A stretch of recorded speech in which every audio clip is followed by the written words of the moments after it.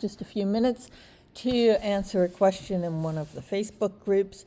This lady wants to know how to use the assistants to create a radiating quilt block from a picture she has. So what you do is go to Assistants Express Design. I tend to do Express Design into Hoop. I'm on a Mac. This will be in a different place on your computer, but from this place step forward, it's the same. I tried Trace and it didn't come out too great, so I will go to Create Express Border. And you can see it's going to give you a border all around the design. Continue, select the file. Your file is in my downloads. It was 3152. There we go. This is the picture that she wants to turn into a quilt block. Hit continue, hit continue, hit continue. I should go back and tell you, if you can set the size you want. I was doing it into the hoop, so it's going for the largest size of 200.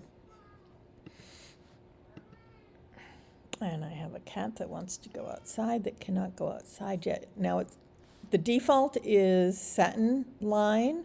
For a quilt block, I'm going running stitch. You can also do double stitch. And everything else I leave alone. And there you have your quilt block. Now, for some reason, my Premiere 2 is being a little quirky in that it wouldn't let me erase the background image, which you should be able to do up here. See, I don't want a garment. And when I put view, background visibility, it's not letting me turn it off. But in order to show you the design, the stitching is only the blue lines, and you can see it here. It goes back and forth. If I export it, I get rid of the background. And this is the test quilt from Express. Save it. Now I'll open this one. I'm set as a default to open in my Sonnet. This would look the same if you open it with your Premiere Plus 2.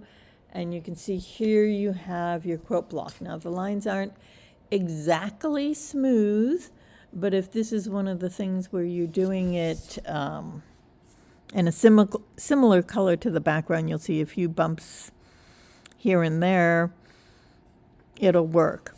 Otherwise, you can take what you have here into your digitizing module and then work individually to smooth out these stitches.